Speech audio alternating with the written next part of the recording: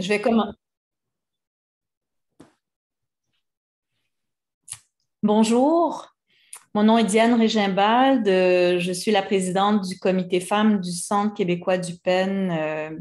Ça me fait vraiment plaisir que nous ayons cette première descente poétique francophone, titre nommé par Linda Maria Barros, qui est elle aussi la présidente du comité femmes du PEN Club français. Ça fait un certain temps déjà qu'on souhaitait nous réunir ensemble pour amorcer des rencontres comme celle d'aujourd'hui. Et je remercie aussi Colette Klein qui organise au plan de la rencontre toute la logistique de ce Zoom. Voilà. Nous allons aujourd'hui, nous recevons 4 poètes de France, 4 poètes du Québec. Et pour le bonheur de les entendre d'une part et d'entendre résonner leurs mots, leur ferveur poétique. Et nous les entendrons par ordre alphabétique de prénoms. J'invite Linda Maria à prendre la parole. Merci Diane, bonsoir, bonsoir tout le monde. Je suis, tout comme Diane, très très heureuse de pouvoir vous accueillir ce soir à Paris. Je sais, à midi, de l'autre côté de l'océan, exactement, pour cette rencontre poétique, pour cette descente poétique francophone que nous espérons être la première d'une longue série d'événements, de rencontres qui marqueront une collaboration très étroite entre le comité des femmes du Centre québécois du PEN et le comité des femmes du PEN Club français, bien entendu. Un grand merci, bien entendu, à toutes les poètes qui ont accepté notre invitation à cette rencontre, et un grand merci à vous toutes et à vous tous d'être à nos côtés pour les écouter. Merci. Et je vais commencer tout de suite. On va faire tout de suite place à la poésie. J'inviterai Ariel Spiegler à nous lire quelques poèmes, mais pas avant de vous la présenter. Ariel Spiegler est née en 1986 à Sao Paulo, au Brésil. Elle a publié jusqu'à présent 2 recueils de poèmes. C'est pourquoi les jeunes filles t'aiment, aux éditions de Corlevour, recueil qui a reçu le prix Apollinaire Découverte en 2017, et Jardinier aux éditions Gallimard. Actuellement, Ariel vit et travaille en Bretagne. Ariel Spiegler. Bonjour, est-ce que ça fonctionne? Ça fonctionne très bien, Ariel. Bonsoir. Bonsoir, merci beaucoup pour cette invitation. Je vais vous lire des poèmes qui sont extraits d'un nouveau recueil qui est inédit et qui s'appelle « Le mélange de l'eau ». Réel. Des mots ou brins de mousse dans la récolte des châtaignes, lest sans direction. Fallait-il donner un nom à cette vie si mélangée? On la croyait parfaite, beauté aux dents de travers. Entendre. Quand le vague est l'indécis, quand je ne connais pas ton nom à toi, qu'importe, quand j'ai besoin d'un rien, que l'on existe, et soit la chose dans la pièce. Laisse-moi te vêtir pour ma seule fête, et ma musique revient. Souvent je l'ai chantée, amante, de ma voix prête à s'en souvenir. Elle te charmera, je le jure. Quand j'aime une ombre indécise, la couvre de surnoms bizarres, dès lancée sur le tapis des premiers jours, soupçonnée déjà de n'être adressée à personne. Quand trop de brume et j'ai très peur me parle, je n'ai pas le droit pendant la fête où j'ai joué la reine d'entendre les viscères battre mes tempes, ni d'ouvrir la chambre des mortes. Et le même, celui-là aux histoires sans érosion, pour la statue des vieux jardins, remâche l'épopée de ces matins trop lents et respire le grand air du lion. Quand ces mots doux, sortis de leur forge, sa bouche en rond, attendent sans savoir qui, au hasard d'un soir final me parle, quand un homme s'est mis à la fenêtre, moi qui ai porté seulement un chapeau dans la rue, par trop de nuages on veut courir, après tous ces dimanches, mêmes amours ébréchés, quand on s'émet à la folie, se lasse des horloges inévitables, à la folie se rue sur moi. Je deviens la passante nouvelle, au chapeau anonyme dans la rue qui descend. Puis l'artisan fatigué pose une argile sur mon visage. C'est un masque ancien et chaud encore de son théâtre, pétri bien mollement. Mon apparence reconnue soudain l'agite. Il me décerne son amour unique, inchangé, et toutes les phrases prononcées presque en rêve épellent sa fatigue. Argile, j'ai tant voulu te croire, toute la vie à l'imparfait. Ma fée change de forme, lassée d'être la clé des vieilles portes. Sonnent les basses de la chanson à tue-tête. Tu as tellement fui. Et répète à mon cœur, crois seulement le soleil humilié et son grand voyage loin de toi-même.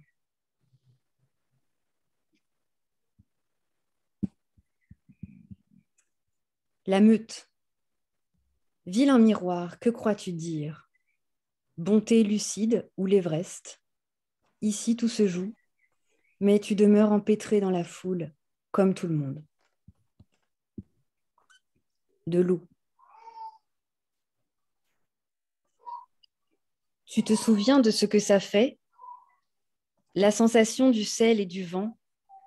Tiens bon, l'odeur de l'eau verte, plate et sombre, son mouvement tout noir, la promesse d'un orage et la lumière.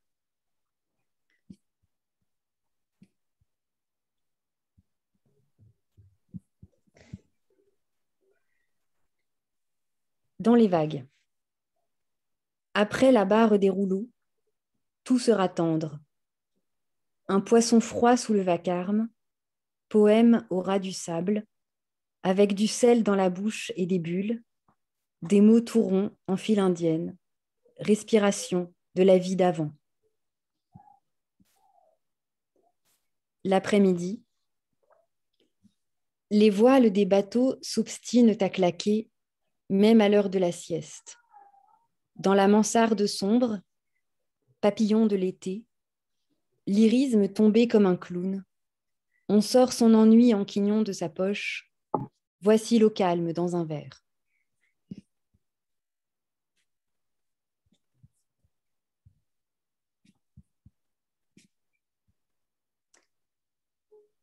Au-dessus de l'eau.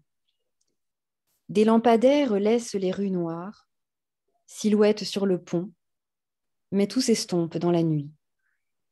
Longs traits de fusain brouillés, on ne distingue pas la terre de l'eau. Un enfant cherche la main de sa mère. Au loin, une fenêtre s'allume, la brume et la fumée du soir. Mon ami, pour Pierre, je ne me lève pas avant l'aube, mais quelque chose m'est resté de votre vie. Un goût de chanson pas écrite, l'éternité, longtemps après, en marchant dans la rue. Je vous remercie. Merci beaucoup, Ariel. Et je vois que ta fille a voulu elle aussi t'aider un peu à sortir les mots de la forge. Nous la remercions elle aussi. Un grand merci à Ariel d'avoir accepté d'être à nouveau d'ailleurs avec nous parce que c'est déjà la deuxième fois que tu participes aux rencontres du Pen Club. Hein. À présent, j'aurais dû donner la parole à Brigitte, mais je pense que Brigitte Gir a un problème technique. Est-ce qu'elle est toujours avec nous? Brigitte, tu es là?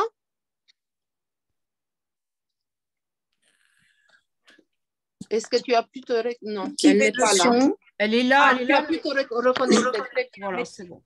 Ça marche?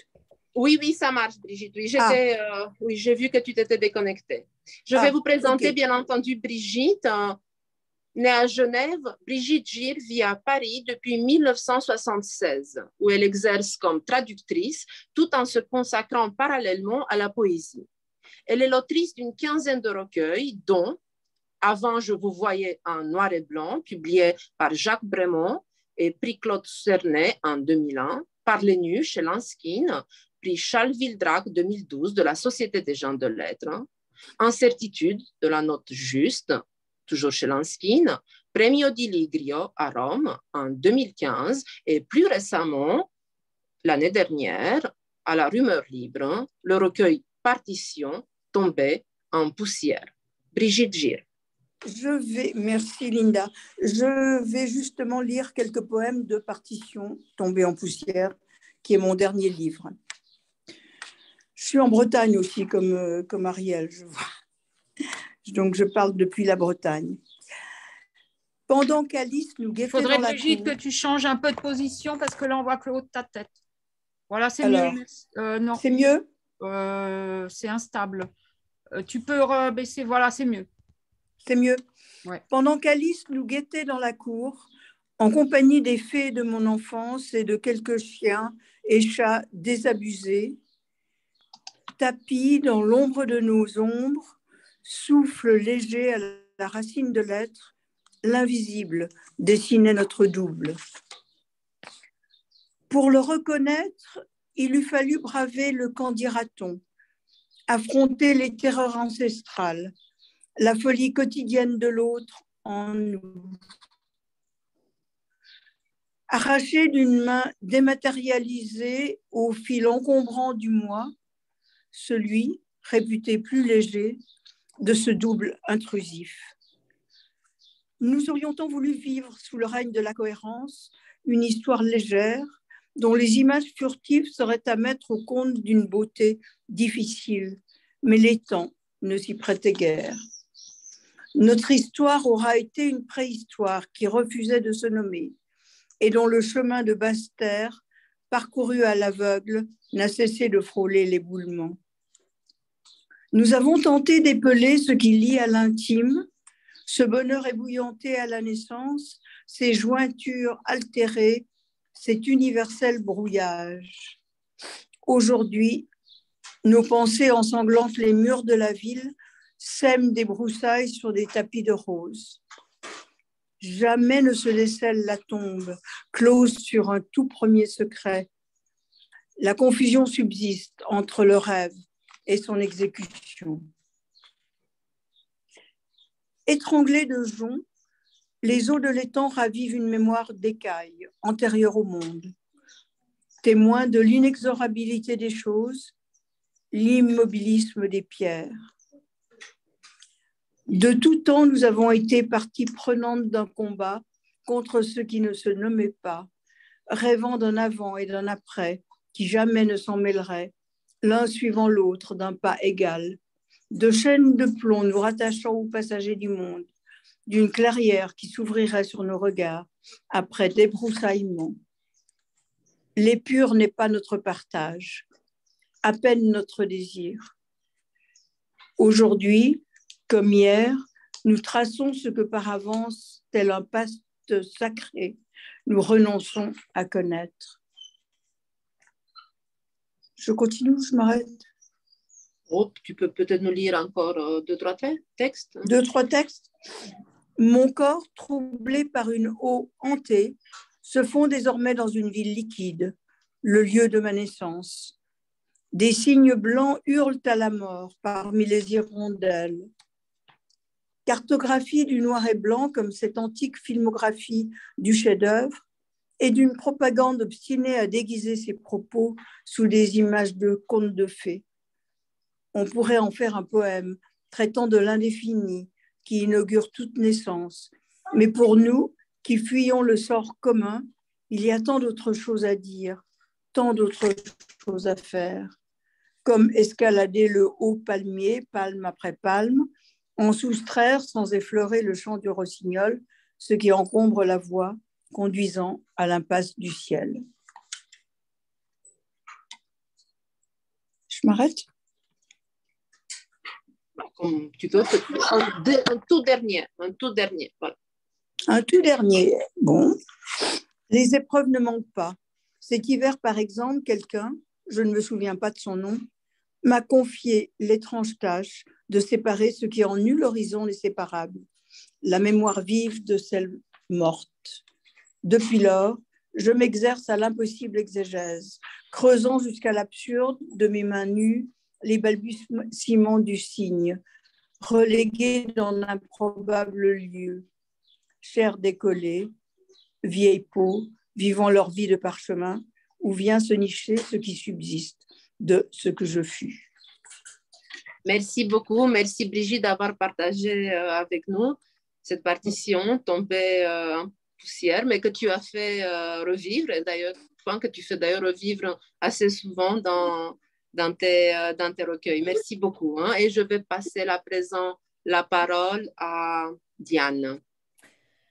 Alors, j'ai le bonheur de vous présenter Denise Deshôtels, qui est née à Montréal en 1945. Mémoire, douleur et deuil, intime et universel, sont au cœur de son écriture. Son livre « Disparaître », élaboré en complicité avec l'artiste Sylvie Coton, est paru en septembre dernier chez 2 éditeurs, L'Herbe qui tremble en France et Le Noroît au Québec. En mars, elle est entrée dans la collection Poésie Gallimard avec les titres L'angle noir de la joie et D'où surgit parfois un bras d'horizon. Elle est membre de l'Académie des lettres du Québec et de l'Ordre du Canada. À toi, Denise. Merci, Diane. Merci, Linda. Merci à Colette, tout le monde, tous les gens qui sont là et qui, à la fois participent, ont organisé ou nous écoutent.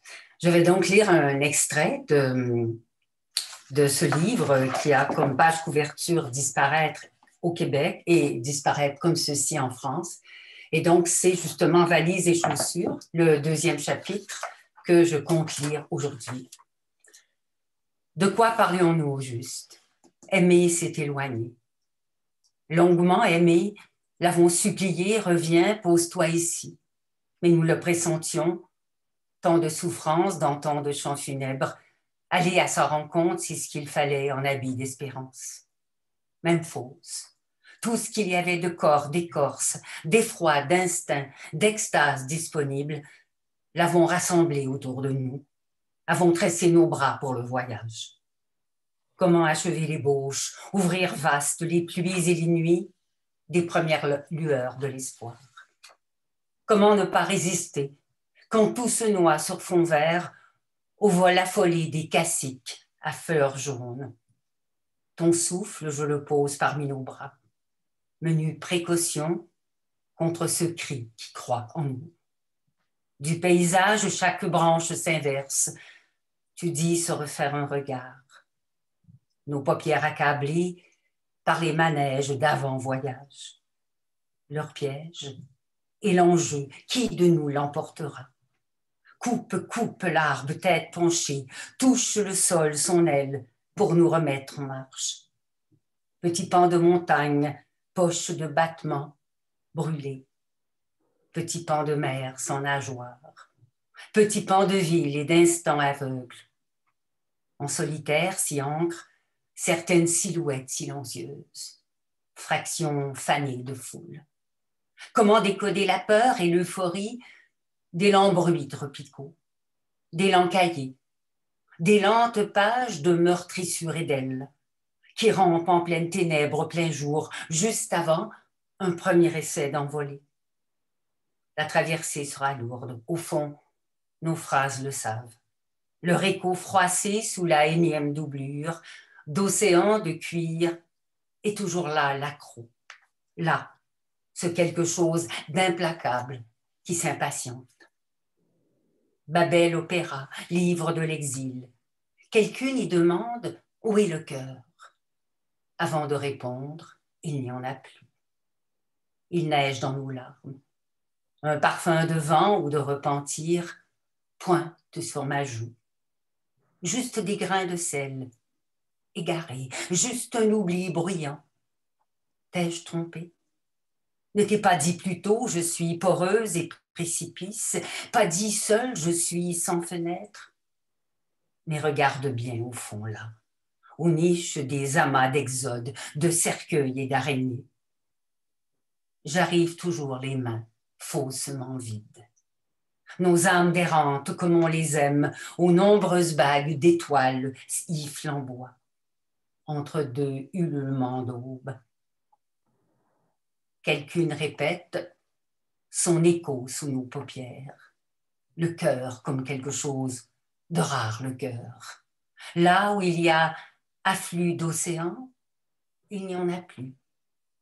Cependant, tu dis, écoute, ça s'entend, ça bat encore, bleu forêt, bleu épars parmi tous. Et nous, les mains faussement vides, devant tous. Il n'y en a plus. Cependant, la terre se soulevant, il revient. On l'entend de loin, la chose rare, le cœur. Et tellement d'eau et de sel dans des gestes qui agitent leur chaîne. Oh, une si étroite valise, comme si l'espoir avait été repliable pour quantité de muscles et de monde inondé. La tête envahit l'espace, la tête démesurée, entravée par la vague à hauteur d'un flamboyant au secours. Le lamento du noyau du monde dans une tête grosse, obus on dirait. Surnage-t-elle toujours, avec larmes et poudre et feu? Pensée factice, écrire flamboyant, déjouer. La vague monte jusqu'au plus haut souffle. Tu dis, laissons passer les naufrages, comme une question inépuisable. La chose rare, où chercher asile. Un jardin de pure confiance, avec valises et chaussures. Tu me guides, je te guide, louve, à la queue leu. Merci. Merci beaucoup, Denise, pour cette poésie très forte. Merci. Je vais à présent passer la parole à Emmanuel Favier, que j'aurai bien sûr le plaisir de vous présenter avant. Emmanuel Favier est née en 1980. Elle est poète, romancière et dramaturge. Parmi ses ouvrages, qui sont nombreux, nous pourrions notamment citer le recueil de poèmes Le Point au Soleil, publié par Rhubarbe en 2012, le roman Le courage qu'il faut aux rivières, publié par Alban Michel en 2017, roman qui s'est vu décerner de nombreux prix, dont je vais en citer deux, le prix Révélation de la Société des gens de lettres et le prix de la Fondation Prince Pierre de Monaco, pardon. Et plus récemment, elle a publié un recueil très remarqué, le recueil Le Soleil vient d'en face chez Rhubarbe, cette année même. Emmanuel. Merci beaucoup, Linda. Merci beaucoup de m'avoir invitée. Je suis ravie d'être en si belle compagnie. Et puis, j'ai un petit peu l'impression d'être à Montréal, qui est une ville où j'ai vécu et que j'aime beaucoup et qui me manque beaucoup. Donc, je vais vous lire des extraits du Soleil vient d'en face que tu as cité, Linda. Chien d'aveugle. Ce matin, les fruits ont un goût de terre. J'ai fait un rêve sordide, incestueux. L'eau tiède résiste à la lumière. Encore pétri de sommeil, je sors et dans la rue, croise un aveugle. Puis un autre. 2, 3 ou 4, des aveugles comme s'il en pleuvait. Peut-être sommes-nous tous devenus aveugles, me dis-je. Ou alors peut-être que nous pouvons nous voir les uns les autres, ce qui ne fait pas moins de nous des aveugles. Je croise un homme très grand. Il tient son garçonnet par la main. L'enfant minuscule tousse. L'homme dit « Tu tousses ?» C'est étranger qu'est notre enfant parfois, et la détresse qui s'ensuit. Nul étonnement dès lors que les lunettes noires et la canne soient de mise, me dis-je. Rien de tel que le pas tranquille du chien d'aveugle pour décontenancer la nuit.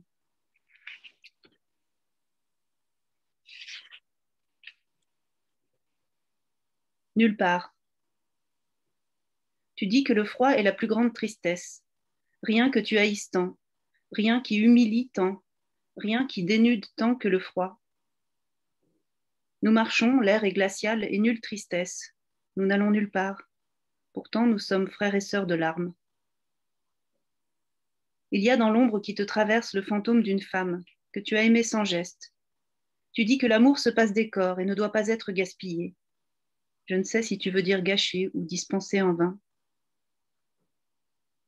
Nos pas nous mènent aux épis de galets, leur danger, aux falaises qui s'effritent sous le poids des choses humaines, leur folie. Nous avançons.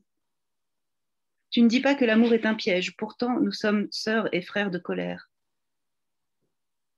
Sur le retour, un chat pelé nous suit, oreilles chauvissant dans le vent de la mer. Son œil suinte une solitude infectée.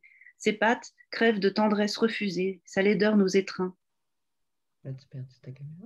Tu saisis tes entrailles et soudain je sais que c'est là, dans la blessure immense, sous le ciel déjeté entre nous.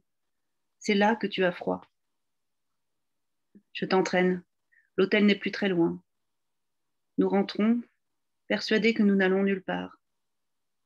Quand je me retourne, le chat a disparu.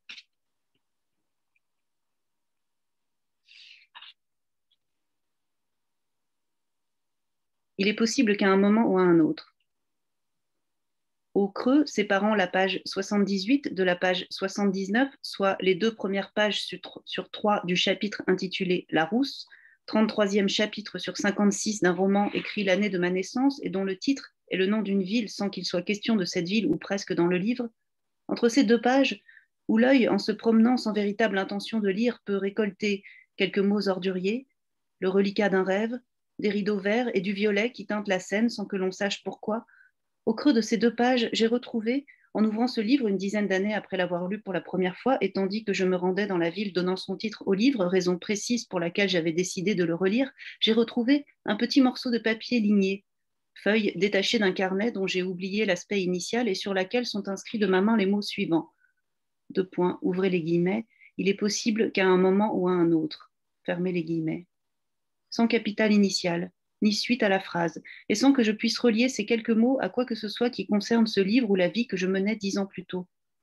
Une fois installée dans la ville portant le nom du roman, j'ai ouvert le tiroir de la chambre d'hôte où je logeais à la recherche d'un objet dont je ne me rappelle plus l'utilité, mais je me souviens en revanche que je n'ai pas trouvé cet objet et qu'à la place, j'ai déniché un maillet de commissaire-priseur, un couteau émoussé, une paire de chaussettes à la propreté douteuse et une feuille plastifiée, où était listée dans la langue incompréhensible du pays où se trouve la ville donnant son titre au roman ayant suscité ma venue dans cette ville, diverses propositions à l'impératif, dont il ne m'a pas fallu longtemps pour deviner le caractère sexuel, bien que n'étant pas en mesure d'en traduire le sens exact, sens que la fatigue m'a fait rechercher dans le roman en question, que j'ai ouvert au hasard et dont j'ai lu une phrase qui, effectivement, a pu m'éclairer sur la signification de cette liste érotique.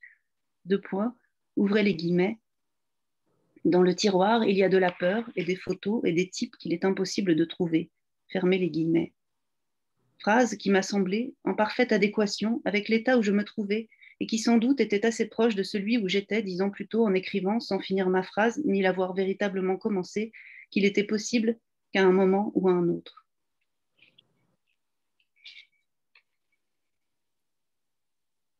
La plus belle phrase du monde, pour Annie Wolf. Elle a une voix minuscule, des cheveux noirs qui brûlent ses yeux, des pupilles de fièvre et de nostalgie. Elle a un nom de loup et une voix de brindille qui craque l'hiver dans le silence neigeux. Sa voix est un trait d'acide qui fonce vers moi depuis son ventre, depuis ses intestins, depuis son vagin. De sa voix minuscule, elle dit la plus belle phrase du monde. Elle dit « J'ai appris à lire à mon père ». Elle dit « Je suis fille de berger ». C'est la moindre des choses, dit-elle encore. Elle me parle du lynx dont le bond l'a touchée et l'a menée vers moi, un jour de neige et de pâture. Et je pense que seul un être gorgé de neige et de silence peut croire que c'est la moindre des choses d'apprendre à lire à son père. Merci. Merci beaucoup. Merci, Emmanuel. Je repasse peut-être la parole à Diane. Oui, avec plaisir, avec plaisir.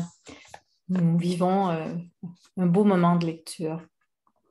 Alors, poète, romancière et photographe, Germaine Beaulieu a publié un roman sorti d'elle, entre parenthèses au pluriel, Mutante, en 1980, ainsi que 17 recueils de poésie, dont Derrière la nuit en 2021, donc l'année dernière.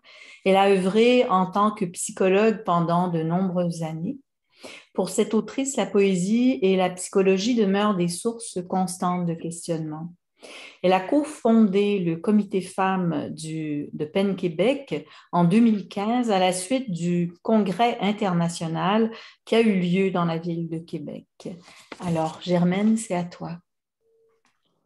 Merci Diane, merci aussi à Linda, les deux organisatrices.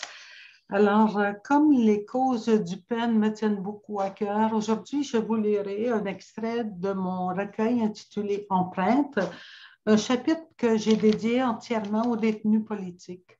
Alors, quelques extraits aussi d'autres recueils. Au cœur du béton armé, des traits verticaux, pendules immobiles. Le long des couloirs empreints de fièvre, des portes verrouillées, aucune courbe, sinon celle des corps encagés. Voix et cris résonnent, percutent les tempes. Coup de poing sur la liberté.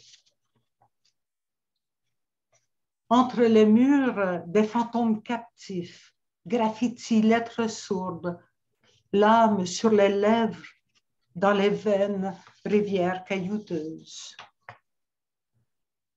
Un silence indifférent masque les crimes. Sur vos visages tétanisés, des cicatrices à tout jamais vivantes dessinent l'alphabet d'une liberté maudite. Cadence de souffle, tout respire la peur. Des mains minées écrivent au noir, fragments de texte, de la terreur au silence. Entendez-vous ce qui ne peut s'écrire? Ça fait peur, ça fait mal. État de choc, le plexus se brise, les secondes éclatent.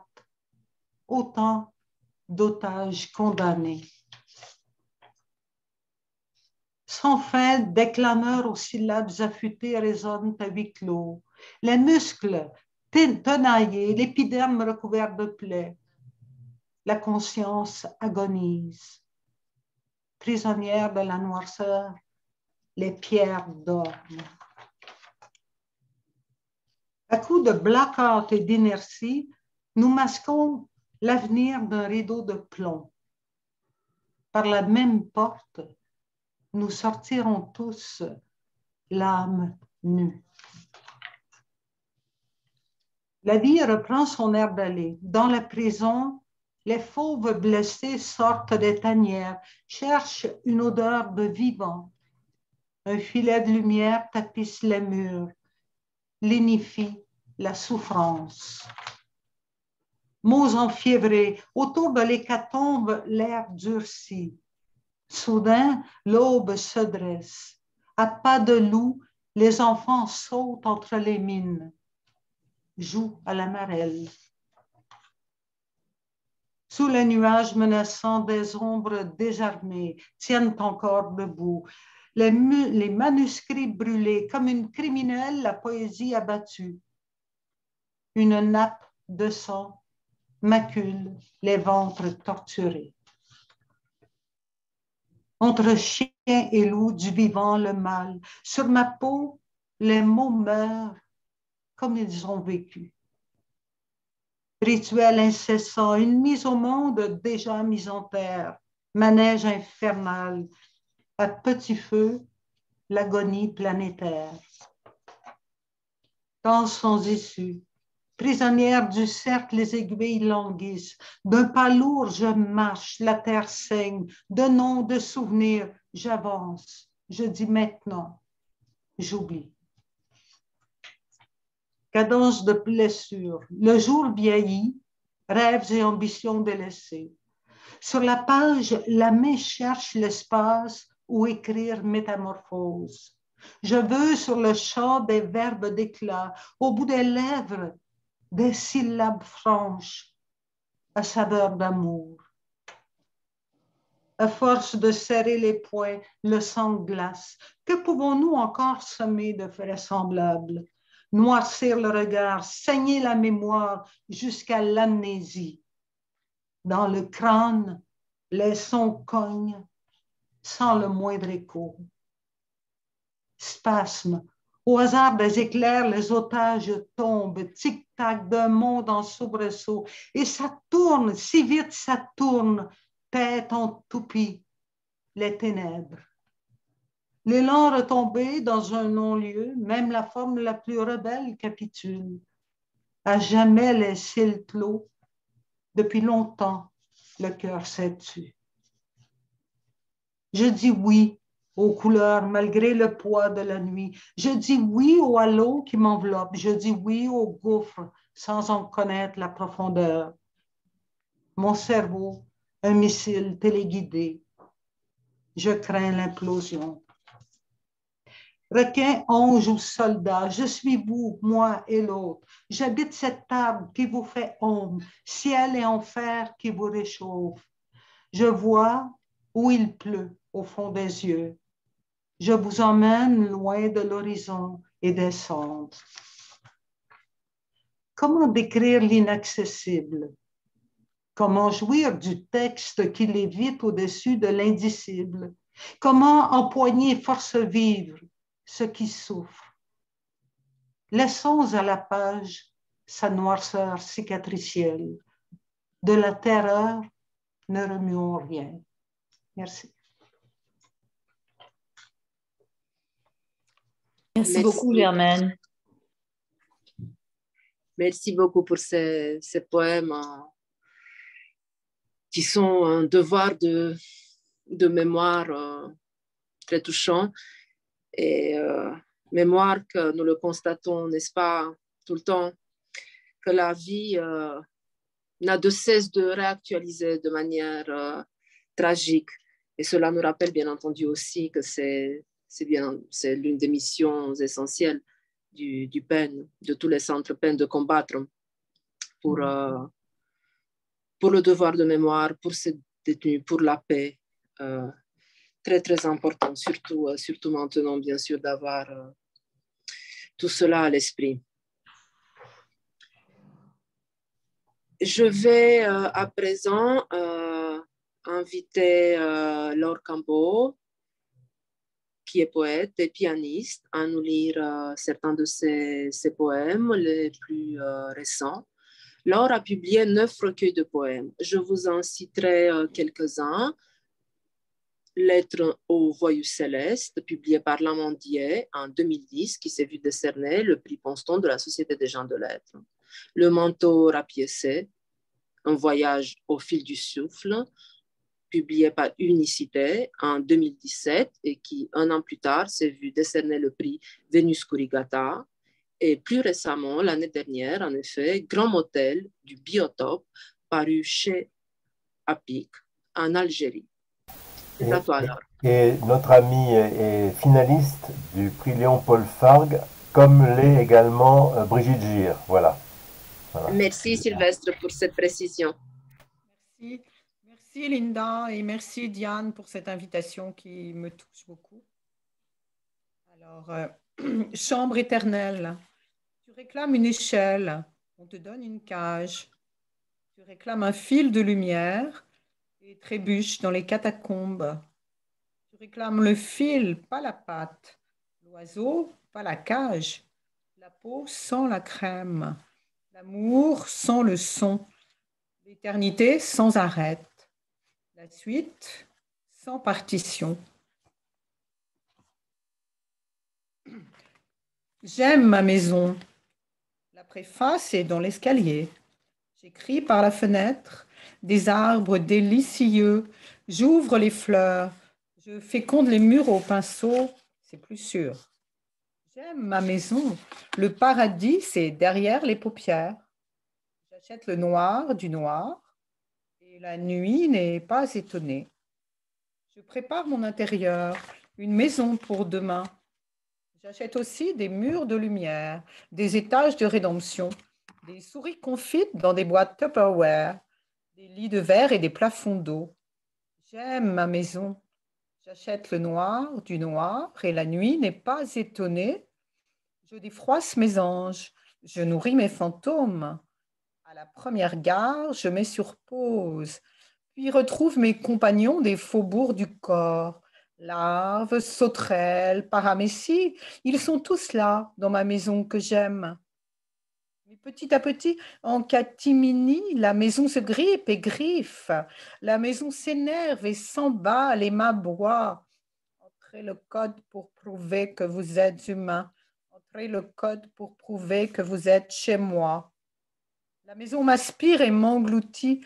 Les codes se détraquent. Les robots s'accouplent et la nuit n'est pas étonnée. Je ferme les fleurs. J'avale des cailloux. Entrez le code ci-dessous. Entrez le code ci-dessous. Entrez le code ci-dessous pour prouver que vous êtes humain. Entrez le code ci-dessous pour prouver que vous êtes partout.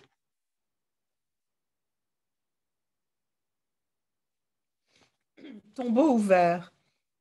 Tu disais des poésies aux tueurs trop fidèles. Sur le banc, à l'entrée du village, tu faisais des grimaces aux vautours pour écarter le mauvais sort. Tu disais, les amours verbalisés s'effacent comme une ombre au fond du jardin. Reste le procès-verbal pour extase illicite qui te pend au nez. Tu disais, tu es un livre ouvert, le paradis, c'est page 2. Moi, je ne suis qu'une huître refermable. Je lègue ma sérénité avec ma coquille aux oiseaux. Et mon corps à ta science. L'entrée du paradis, c'est ton trou de mémoire, le trou de ta papaye, ma sortie de secours. Tu disais, je vis à tombeau ouvert, mais dans l'amour, je suis une tombe, une fosse pour les mots égarés. Tu disais, mon tombeau ouvert donne sur un lac souterrain où j'ai vu Dieu en pyjama. Je ne savais pas qu'il en mettait. Near Death Experience, baignoire obscure pour l'au-delà. Tu disais, le passé n'est qu'un prologue, un bar, fenêtre embuée au bord du chemin. Demain est une ritournelle déjà périmée. Tu disais, je voudrais être araignée d'eau, toujours nager, gratter l'onde, nager, gratter jusqu'à ta bouche, gratter l'eau pour supprimer la peur, dissoudre la route et flotter en rond, jusqu'à rien. Tu disais, tu es un livre ouvert, le paradis, c'est page 2. Au fond du couloir, je plonge dans le trou central du domino numéro 5. Tu as disparu par l'amour de service. Non, nous ne serons pas des algues mortes. Ne mélangeons pas couteaux et serviettes, drones et papillons. Je souris à nos survivants arachnéides, candidats potentiels à l'Organisation mondiale du futur. Le futur sans les mains, le futur pas pour demain. Je remercie le petit plaisantin qui a appuyé sur le mauvais œil. Je remercie nos descendants les méduses, nerfs de l'eau, souvenirs d'un rêve déréférencé. Je remercie les méduses pour leur vigueur flasque et chamanique. Je célèbre les petits garnements qui ont appuyé sur tous les boutons, provoquant ainsi une extinction soudaine de tous les types d'anthropiens les plus évolués. Le futur? Ah oui, vraiment, les petits galopins au visage d'apparat ont oublié le code. Fumez, il y a prescription de la faculté. Fumez pour demain, fumez puis passez, l'air de ne pas y toucher. Le code, c'est raté. Notre futur, poussière numérique superflue, un froufrou flacide et léger, une grandeur qui commence où elle finit, le jumeau d'un rien interdit. Non, nous ne serons pas des algues mortes. Notre mère en braille qui êtes aux cieux, donnez-nous des lunes, des arbres, des collines, donnez-nous des pluies douces, des pieds roses, des mains et des bouches pour caresser et baiser vos icônes.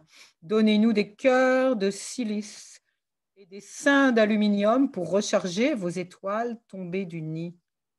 Donnez-nous nos morts et la petite clé d'or pour les rallumer. Merci.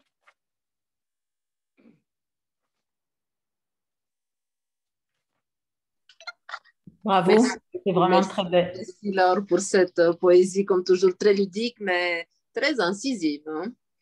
Merci. Très engagée, vraiment. Alors, je vous présente une poète, romancière, dramaturge et essayiste. Je parle de Louise Dupré, qui a publié plus d'une vingtaine de titres qui lui ont mérité de nombreux prix et distinctions.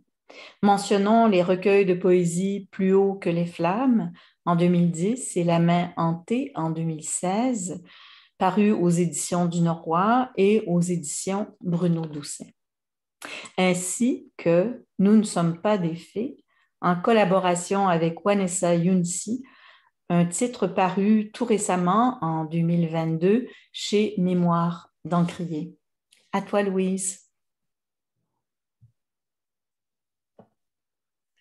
Merci beaucoup, Diane. Merci beaucoup, Linda Maria, de cette belle invitation. Je vais vous lire un poème publié dans la Nouvelle Revue française qui a publié en 2020 un numéro spécial sur la poésie. Alors, jusqu'à la fin. Les rêves noyés au fond de tes yeux finissent par remonter dans le sel des larmes, petits cadavres blanchis par les ans qui te réveillent la nuit, quand tu voudrais dormir de tout ton sommeil.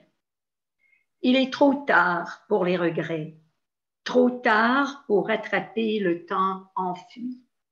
Les femmes qui ont habité ton nom, tu les as quittées l'une après l'autre dans leurs robes démodées.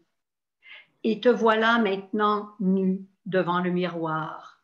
Te voilà visage vide, vaisseau fantôme, ville sans patrie.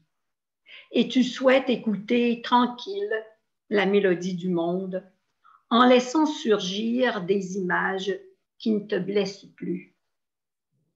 Tu cherches depuis peu à pratiquer la douceur comme une discipline de combat, une charité à te faire à toi-même, toi, la mendiante de minuscules bonheurs arrachés à la détresse. Tu dis bonheur car tu ignores comment nommer les instants où ton cœur cesse de cogner contre tes côtes, ces instants de grâce où une carapace te protège des cris que tu entends. C'est tout près, c'est partout et chaque jour, cette douleur impossible à soulager. Ça déchire ton oreille, ça te tue sans t'achever, et tu deviens une morte vivante, contrainte à errer parmi un enfer de piétons. Mais survivre ne te suffit pas. Tu désires nettoyer tes doigts de leur suie, saisir ton crayon tel un couteau, écrire maigre, écrire pauvre, mais écrire ce qui pourrait apparaître dans le silence du repos, comme si tu t'agrippais à une bouée, le temps de reprendre ton souffle, d'entrevoir la houle enfin calmée, de te demander ce qui parvient à surgir en soi quand on n'a plus d'ambition ni d'orgueil. Seul un décor de carton susceptible de s'écrouler au premier tremblement. Un décor aux murs troués, laissant voir un paysage en ruine. Que reste-t-il quand il ne reste rien? Juste une petite clarté qui t'invite à la suivre dans le noir. Et tu la suis comme un chemin à fleur de peau, en espérant une hospitalité malgré tes eaux friables. Tu es encore capable de respirer, encore capable de remuer l'air étroit des rues sans attendre de consolation. Tu n'as plus l'âge des roses et des oiseaux et tu n'arriveras pas à réparer ton âme, ni la terre, ni le ciel qui n'appartient plus aux dieux. Tu l'admets telle une évidence aujourd'hui déchiffrable dans les lignes de ta main.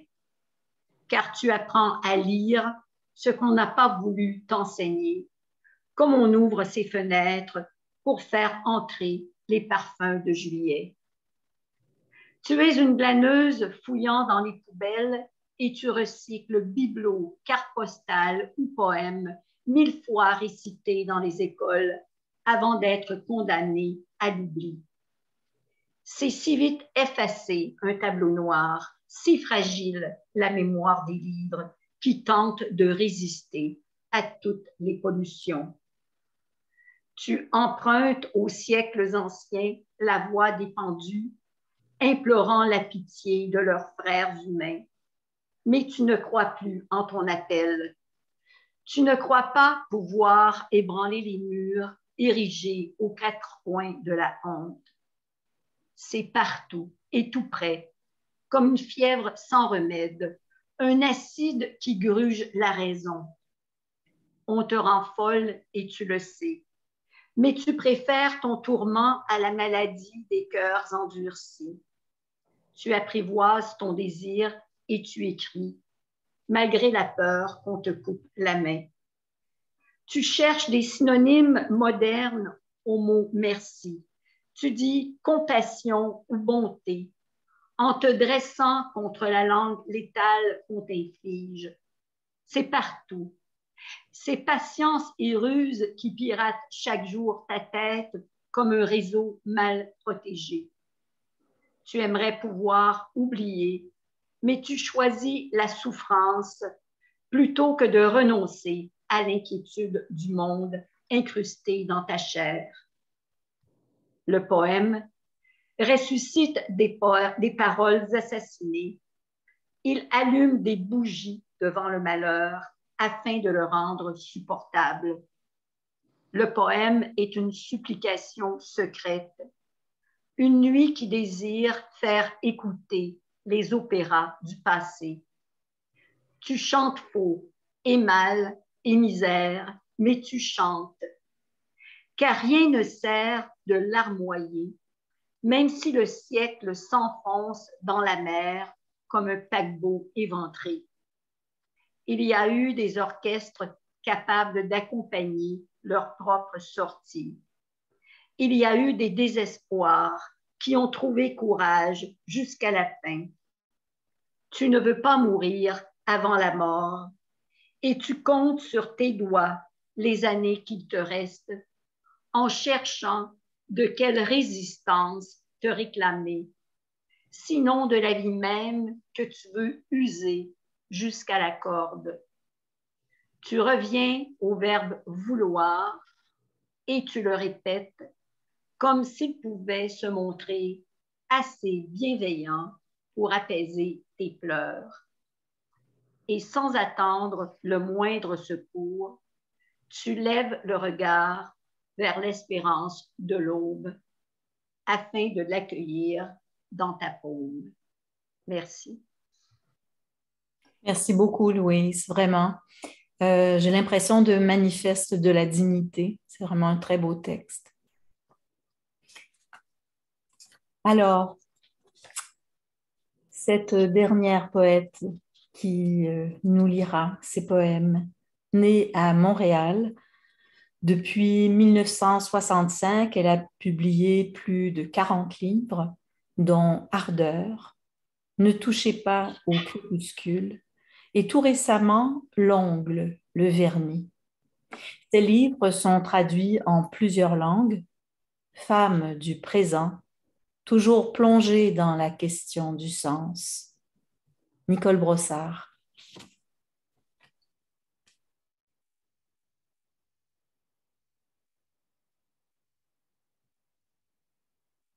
Nicole?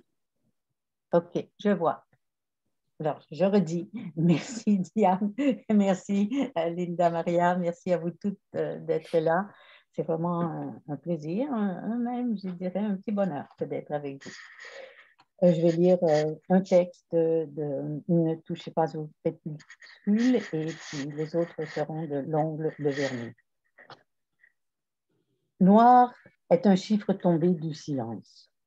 Un chiffre brisé entre fenêtres et feuillage. Au-delà de la planète, ce n'est plus vrai. On est partout brisé dans l'arbre, sans pouvoir toucher aux chiffres tombés. C'est promis. Les phrases seront faciles, les cailloux normaux. Pourquoi s'assombrir? Pourquoi se concentrer? Tête inclinée, vertige. Dernier balcon en vol. Au jardin, tu réponds à toutes les questions. Quand une œuvre devient-elle un tombeau? Depuis quand la fragilité humanise-t-elle? Que serait une femme augmentée sans son animal, l'émotion, la spacieuse? On voit beaucoup de mortes, dis-tu, sans les compter, sauf si un jour quelqu'un avoue savoir. L'heure est venue de connaître ce qui persistera à une nanoseconde près, si nos pensées, si la lumière, si la nuit s'éprend de langues disparues. Cette façon de rouler dans le temps, thorax tendu, espoir confus, sans savoir d'où vient la joie de synapse, notre mystérieuse opacité. Prépare-toi à franchir la transparence du son dans les synapses. L'aube, la vie intime, avec ses voix de lamentation, prépare tes instruments de longues chutes et sons soudains. À quel endroit précis du cycle des voix aimerais-tu apparaître, te risquer? Lente migration d'oiseaux en vol ou calligraphie d'oiseaux universels? Il ne reste que 2 feuilles dans le tiroir, le noir chic d'un crayon d'hôtel, le temps des outils de distance et chambre d'écho, les anciennes secondes de l'horloge à folio. Une fenêtre, un fleuve, le Bosphore, le Tigre, le Tibre, le Saint-Laurent, c'est physique. Je dicte mon propre temps d'érudition. Pense à dire tu sans tutoyer. Reste calme à la croisée de l'accent et de l'intime. Entre-temps, le verbe être est devenu liquide, une forme de chuchotement obscur, de la poitrine aux lèvres, ainsi que jadis on imaginait la souffrance entre 2 morceaux de silence. Facile. La vérité s'oppose à l'erreur, à l'ignorance, au mensonge. Dire quoi dis-tu avec ton caillou si le rêve est de tout raconter, tout vernir au même endroit, si les dangers familiers, le rouge blode, si l'âme et les voyelles roulent virtuelles. Ce manuscrit contient des arguments, des robes, des talons numérotés à écouler dans le temps ou au marché. Ce manuscrit n'a pas de mémoire. Il contient des abstractions, des jupes et des jurons. Un ordre de grandeur, tant de paix, tant de guerre. Ce manuscrit étale ses trous de temps, une variété de fièvre et ferveur, des blouses et des agendas, des manteaux blancs et des surfaces. Ce manuscrit peut facilement prendre l'eau, être perdu, oublié, incendié, déchiqueté, sombrer dans l'impensé. Ce manuscrit contient des murmures, de la gentillesse, de l'affection, de la patience. Ce manuscrit pourrait être un proche aidant. Ce manuscrit contient des répétitions, un clavier, des avalanches, une approche critique de l'ego, des autels et un turquoise d'ailleurs, des livres où l'absolu de jadis, tu le contemples encore. Merci beaucoup, beaucoup, Nicole, pour ce manuscrit pourrait être un proche aidant. C'est un très, très beau texte que tu nous as lu. Et j'ai très hâte aussi d'avoir entre mes mains ce dernier livre qui vient de paraître avec Simon Henry, L'ongle le vernis. Alors, vous quatre, vous huit, vous avez fait une magnifique lecture. Je disais vous quatre pour vous quatre de France, vous quatre du Québec.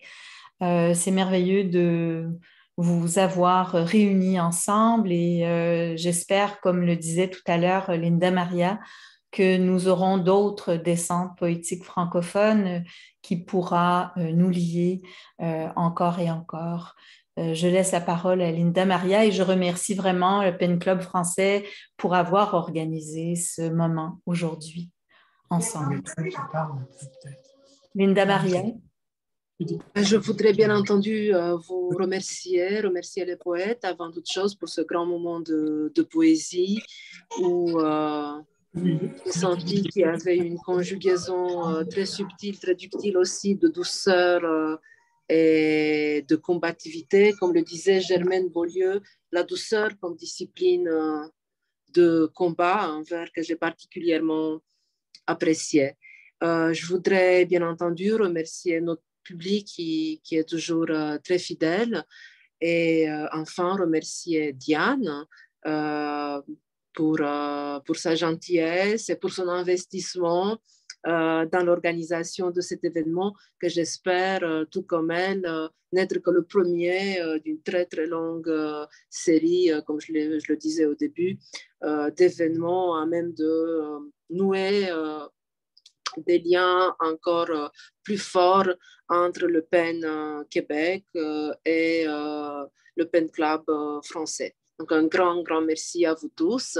Et nous vous attendons autant du côté du Centre québécois du PEN que du côté du PEN Club français à nos prochains événements. Il y en a beaucoup, comme vous le savez. Les centres PEN sont très actifs.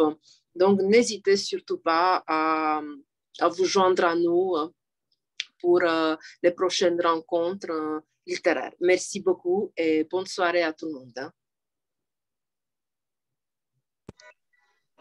Et, oui, et merci à tout le monde. Il y avait eu des lectures absolument extraordinaires. Merci Vraiment. toutes d'ailleurs, toutes. Oui. Au revoir. Au revoir. Au revoir tout le monde. Merci pour ce beau cadeau. À très bientôt les amis. Merci. Merci, à très bientôt. À très bientôt. C'était vraiment très chouette. Merci. Merci. Et au revoir. Merci, au revoir. Au revoir.